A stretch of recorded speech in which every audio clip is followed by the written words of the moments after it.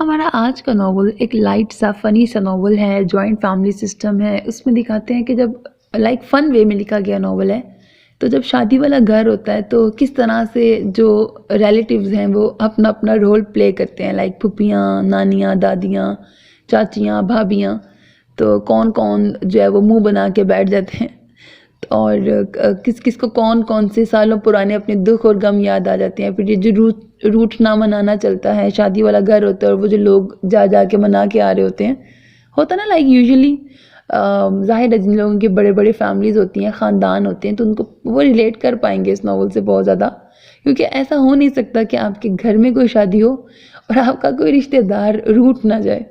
तो ये वाली जो है ना, इसको बहुत एक लाइट से वे में एक्चुअली में रियलिटी ही दिखाई गई है, लेकिन थोड़ा फ़न वे में। उम्मीद है आपको ये नॉवल पसंद आएगा। अपना बहुत ख्याल रखिएगा। नेक तमन्नाओं के साथ अल्लाह हाफ़िज़।